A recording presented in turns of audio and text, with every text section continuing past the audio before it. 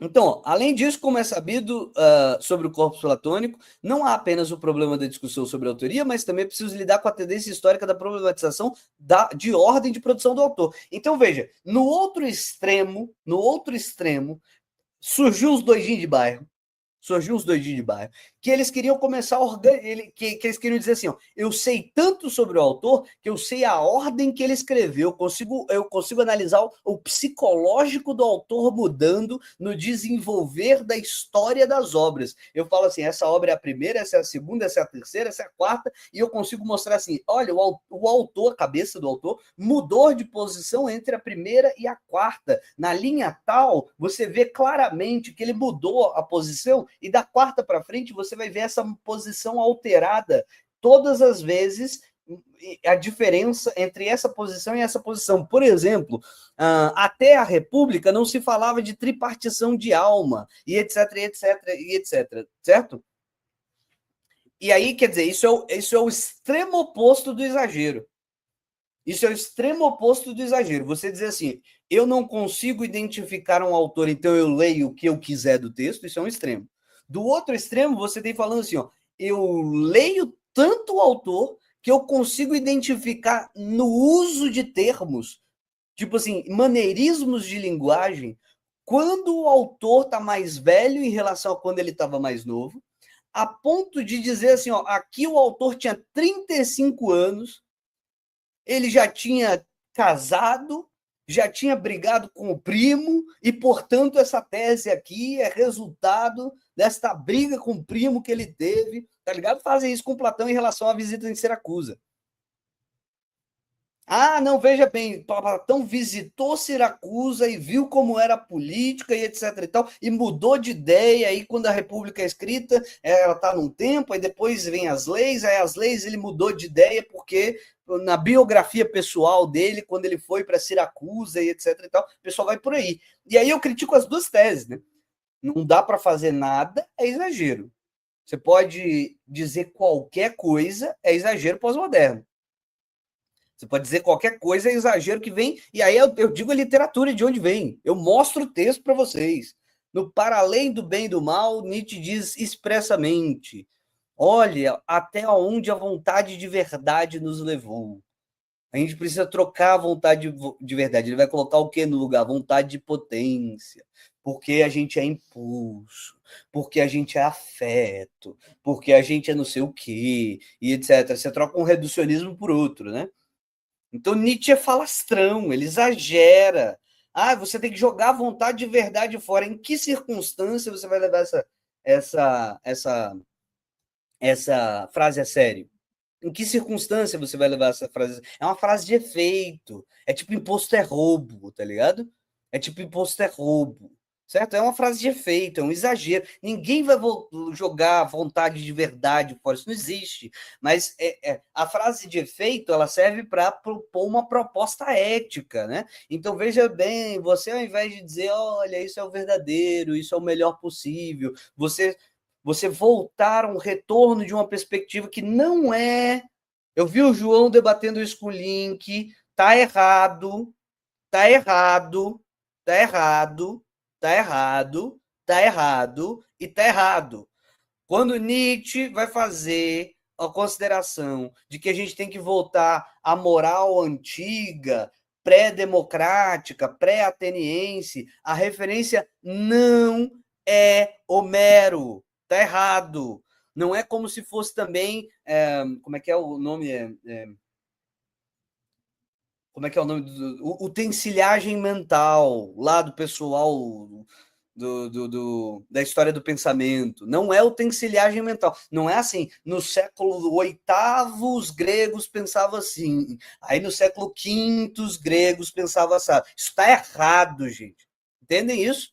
Está errado. E eu não vou falar, gente, vocês vão me desculpar, eu não vou falar assim, não é que está errado, é que tem toda uma questão, é que o camarada. Não, gente, está errado. Está errado. Entenderam? Tá errado. Não existe isso de no século VIII, no século VII, os gregos pensavam assim. E aí veio o século V, aí os gregos pensavam assim. Dizer dessa forma está errado. E é herança da historiografia que a gente aprende na escola. Eu aprendi assim também. Está errado. Repita comigo. Está errado. Então, quando Nietzsche faz a referência dele dizer assim, Platão e Eurípides são um bosta, ele refere isso, porque eles estão querendo meio que moralizar as coisas, talvez tenha alguma coisa em Sócrates que tenha levado esses dois para esse caminho, etc. Ele faz uma referência a um autor que não é simplesmente qualquer trágico antigo. Ele faz a referência específica. Ele aponta quem é o autor, especificamente. Ele aponta quem é o autor especificamente que faz o elogio a um autor, não é a comunidade grega do século VIII, não. Certo? É um autor que ele faz a referência de que bom é confundível, deve ser entendido, bom deve ser confundido com bem. O que isso significa? A moral, quando a gente fala em bem, certo? Quando a gente fala isso é bem, não, isso é do bem, né? Deveria ser aquilo que é bom, deve ser entendido como do bem, que isso é a moral dos vencedores. Então, veja, se eu toco bem, se eu toco bem teclado, conectado estava o conceito de Ágaton. O conceito de Ágaton não é separado, não tem bem moral separado de bom no sentido de ter qualidade na execução de alguma coisa, entenderam? O que Nietzsche está dizendo é que algum autor específico se perdeu antes e parou-se de entender a importância do grude, que em grego é só ágaton. É só bom e bem é a mesma coisa.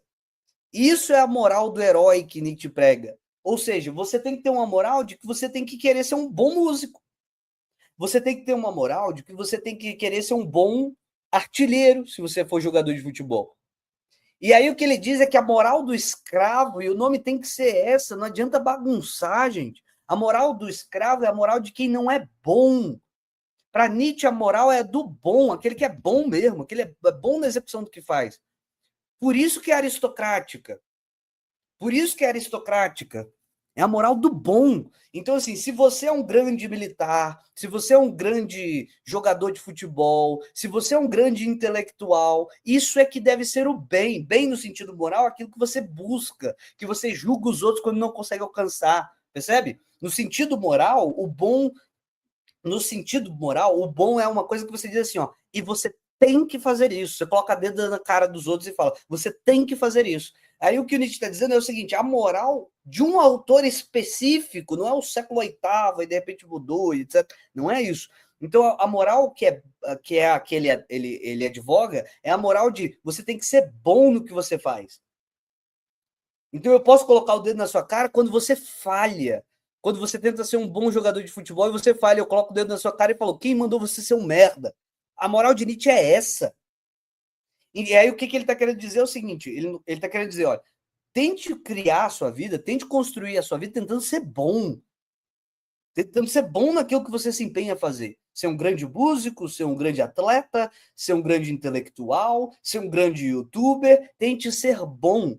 Isso é que é a moral adequada, diz ele. Isso, é isso aqui. É o cara pegar o jogador de futebol, igual acontece. E aí é irônico que o pessoal usou o estoicismo, que eu vi o pessoal usando o estoicismo, estoicismo de internet, tudo desdobramento de Nietzsche, gente.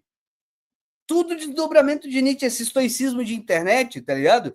De tipo assim, eu acordo 6 da manhã, eu não preciso de mulheres, eu não preciso de beber, eu não preciso de fumar cigarro, eu acordo 7 da manhã e malho, aí depois eu vou pra escola, aí depois eu trabalho, aí chegando em casa eu ainda faço um filho na minha esposa e etc. Isso é a moral nietzschiana, porra.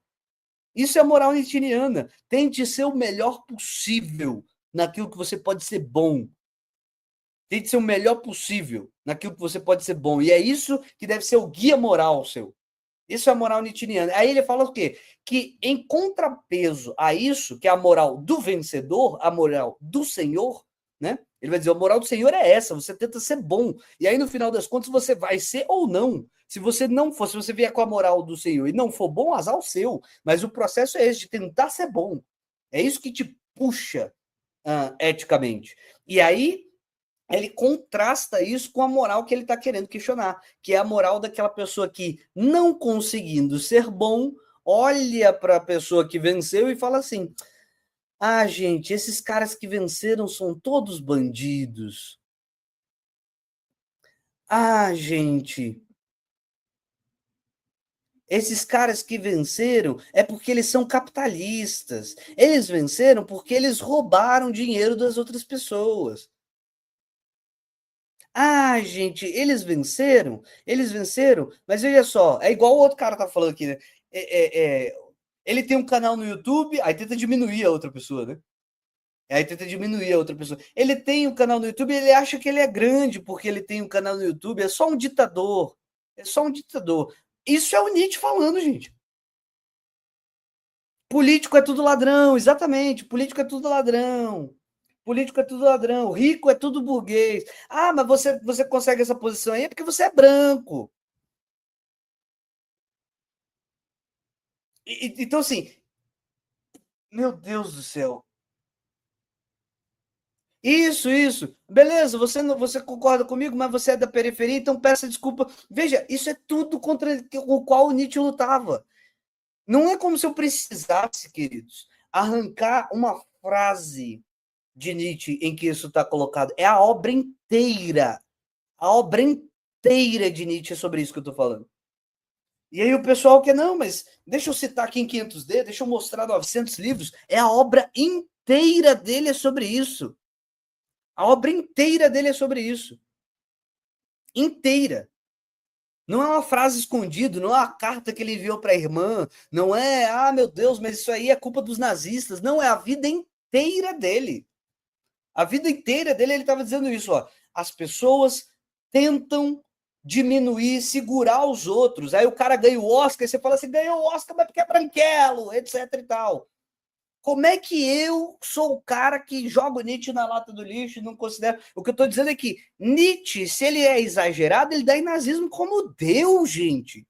Como deu, puta que pariu, como deu. Porque se você... É só você raciocinar um pouco, estica esse raciocínio ao limite. Então o forte tem que vencer, o fraco tem que perecer. A gente, de repente é melhor a gente criar uma sociedade onde as pessoas que nascem com problemas, não é isso que os caras falam, é desdobramento. Se você vai desdobrando, certo? Você vai desdobrando, se você vai desdobrando, vai dar nisso. Vai dar nisso. Isso, Nietzsche é sobre. Pronto, é isso. Nietzsche é sobre isso. Não tem o que acrescentar. Nietzsche é sobre não ter vergonha de ser bem-sucedido. Nietzsche é sobre isso. Nietzsche é sobre isso. Só que para criar essa tese, não tenha vergonha de ser bem-sucedido, para criar essa tese, certo? Para criar essa tese, não tenha vergonha de ser bem-sucedido, ele cria um monte de questões. Olha, o problema, ou seja, para defender essa tese, a obra de Nietzsche é para isso, ela só serve para isso. Para defender essa tese, ele vai começar a dizer que a gente começou a ter vergonha de ser bem-sucedido desde Platão. Então, Platão cria uma noção de bem, que é a noção das pessoas que, porra, não chegam lá, né? Não chegam lá. Inclusive, Nietzsche, Platão foi tentar fazer política em Siracusa, se fudeu, acabou virando escravo e o caralho. Então, ele não chega lá e aí ele quer moralizar a política. Esse é o argumento de Nietzsche. Então, toda a discussão de Platão, toda ela, acerca da verdade, acerca das formas ou ideias, acerca de qualquer discussão que tiver na obra de Platão, para Nietzsche, diz Nietzsche, ela está embebida desse processo de não dei certo. O que eu faço? Então eu vou criar um texto que vai dizer para as pessoas: olha, você não pode fazer o que você quiser, você tem que entender o que é a verdade mesma. No Fédon, por exemplo, você fala de imortalidade da alma, para quê no Fédon? Imortalidade da alma é para você dizer assim, ó, sabe por que Sócrates não fugiu? Sabe por que Sócrates não fugiu da prisão? Vocês querem saber por que Sócrates não fugiu da prisão? Porque ele entende que tem uma verdade acima dos interesses pessoais. Ele entende que tem um jeito certo de viver. Então ele não vai sair, o próprio Sócrates diz no Fédon, eu não vou sair e fugir da minha cidade e me meter num outro lugar. Eu tô velho, gente, eu tenho 80 anos, não tô chutando aqui, né, claro. Tenho 530 anos, cara. Eu vou me dar o luxo de fugir para viver mais 5 no interior de uma outra cidade estrangeira? Não, vou nada. Vou nada. Se os caras acham que tem que me matar, vai me matar. Vou fugir, não. Entendeu? Então,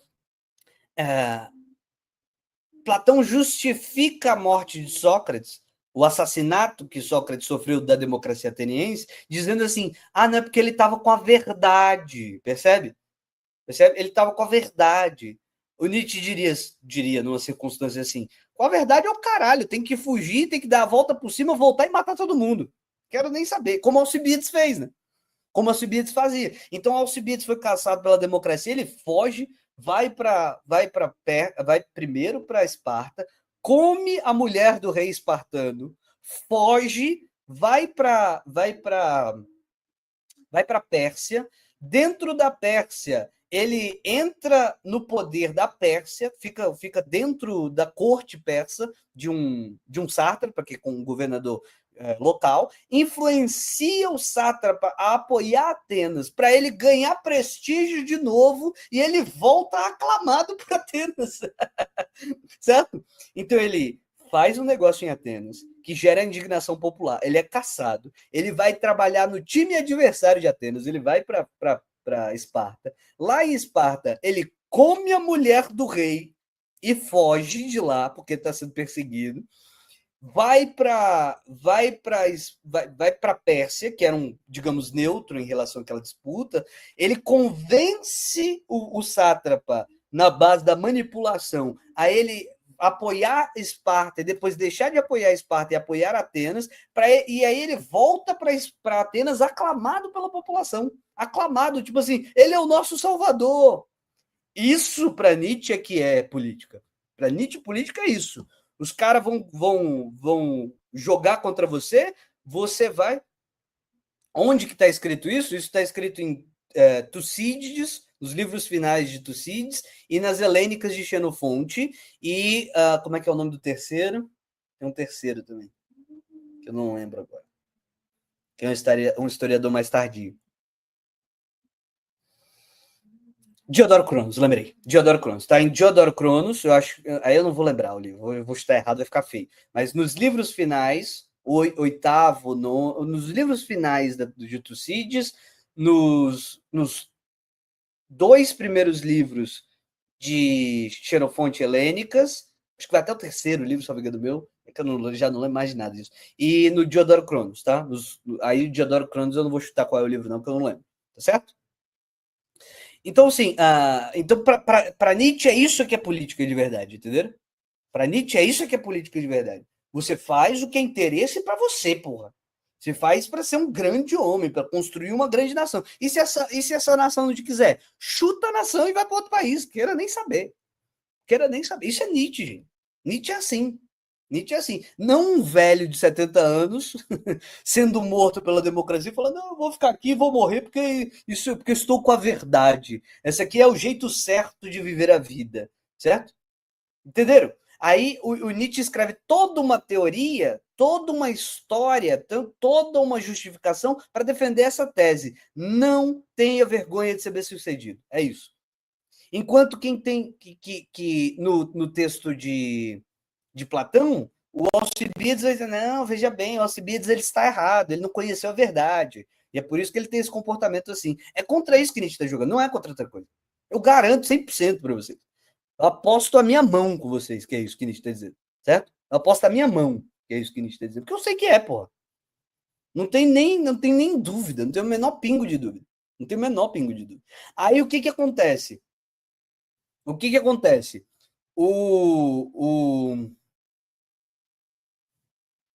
Mas sim, claro, mas é evidente. Então, assim, aquele livro lá do Seja Foda seria um Nietzsche Diet? É, gente, é. E é por isso que você vê a extrema-direita adotando o estoicismo, versão extrema-direita, é um estoicismo nietzscheano, pô. Por que eles gostam dos estoicos? Porque o estoico é resistente, ele vai lá e faz, ele não precisa de ninguém, ele não precisa de família, ele não precisa de amigos, ele dorme cedo, ele acorda cedo, ele não precisa dormir, ele não precisa comer, ele bebe se for necessário beber e não fica bêbado fácil. Isso é Nietzsche. Não é estoicismo. É o estoicismo embebido por uma máscara nietzschiana. Certo? Exatamente, isso é amplamente conhecido. O Ricardo, que quando eu falei em Híbris, ele escreveu em grego, então eu tenho certeza que o Ricardo estuda clássicas. Tenho certeza que ele estuda clássicas.